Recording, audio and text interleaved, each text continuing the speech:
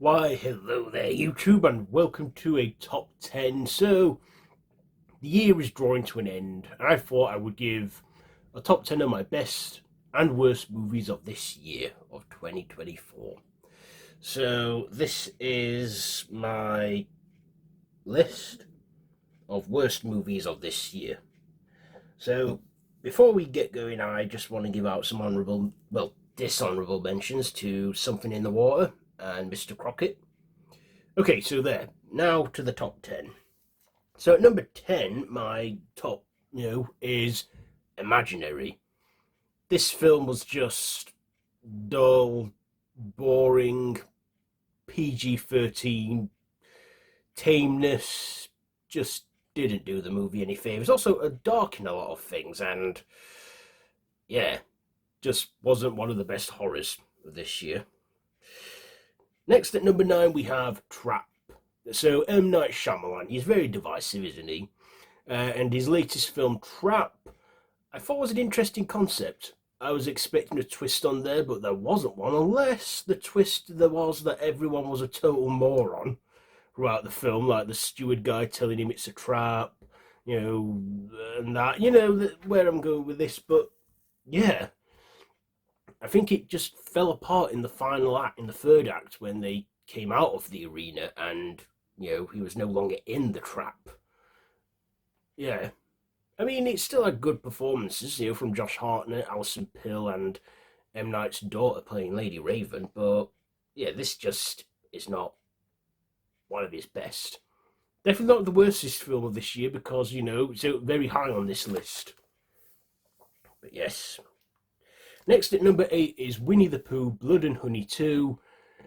So, we all know now the public domain thing, the Twisted Childhood universe, Winnie the Pooh. This one was slightly better though. It was improved and stuff because it had a better budget and better storytelling, but still, a terrible one. But I knew it was going to be terrible, but I just. And I liked it, but for all the wrong reasons. But, yeah. Again, not the best one, but I watched it. Next, at number 7, is Harold and the Purple Crayon, based on a children's book, starring Zachary Levi. I'm like, what the hell's going on here? He's got a magic crayon that's purple, like penny crayon and stuff, but yeah, this just looked like a cash grab. Probably something to take the kids to, but yeah, just not a great film, in my opinion. Oh yeah, before we carry on, I almost forgot my number 6 pick, and that is the Garfield movie. Yeah, this just was not needed.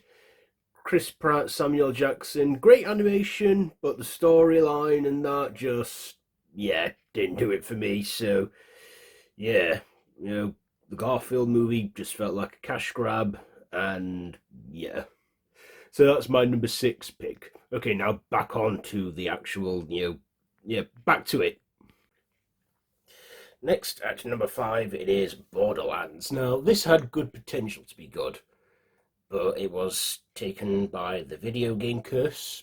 Eli Roth directed but couldn't commit to reshoots due to another project he was working on at the time. But this just was heavily miscast. From Kate Blanchett to Kevin Hart.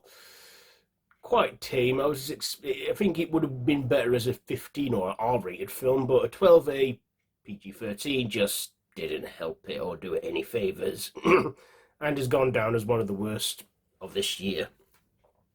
But I guess every good director like Eli Roth and that has their off day. Next, at number 4, is Afraid. This was just total crap. An AI that is evil and controls people and stuff, and this was just a wasted concept. It just didn't do anything for me. We had like some good actors in there like John Cho and David Carradine, but I got bored of this film and were like, should I finish it and that? But yeah, Afraid just didn't do it for me. Not Black Mirror enough. And that, yeah. Number 3 is Night Swim. So January is usually a dumping ground for movies and stuff, and this film, based on a short which was good and successful, but just not so good as a film. We, wasted Wyatt Russell, an interesting concept, but just not scary for me, and yeah, had poor reception. So yeah, Night Swim. Number two is Joker Folie à Deux. Now, Joker 2019 was a hit, and probably one of the DC characters' origins I've seen for a while. This did not need a sequel. It really didn't. It works perfect as its own standalone film. I feel that Todd Phillips just sent this film out to die, this franchise to die. We had Lady Gaga as Harley Quinn, and she didn't have a lot of screen time. It was part jukebox musical, and yeah, I get Joaquin Phoenix maybe wants to try and dip into the sequel territory, but this just didn't do anything for him. Even the ending is just pure disappointing. This film altogether is pure disappointing. It takes place within Arkham and the courtroom. It's just ridiculous. Like I said, didn't need a sequel, and this was definitely unnecessary, and I really didn't like this. So my number one pick, of course, is Madame Web. I could say Kraven the Hunter was worse than that, but no, I disagree. Kraven the Hunter was slightly better, but I get why it's bombed and what have you. But Madame Web, this film had negative reception before coming out, and it was basically sent out to die. Dakota Johnson, I guess, was not the perfect ideal choice. Neither all the good stuff we saw was in the trailer, and it was just I like the that we got to see the birth of Peter Parker in that universe, but just was flat on dead on arrival, and I just went through the motions. I knew this was going to be a poor film, but I watched it anyway, and to me, this is probably the worst film of 2024. So there you go. What are your top 10 worst movies of this year? Do you agree with this list? Let me know down in the comments below. If you like this video, be sure to give it a big thumbs up, share with your friends, and feel free to subscribe to the channel if you haven't already, and to hit that notification bell. If you want to know what my worst horror movies are of this year, I have a list for that on my horror channel, which is linked above. So feel free to check all that out. I've been Random Ross, and we'll get to my best films. Let's not forget them. So the best films of this year are to come from me. So until next time, I bid you all a goodbye.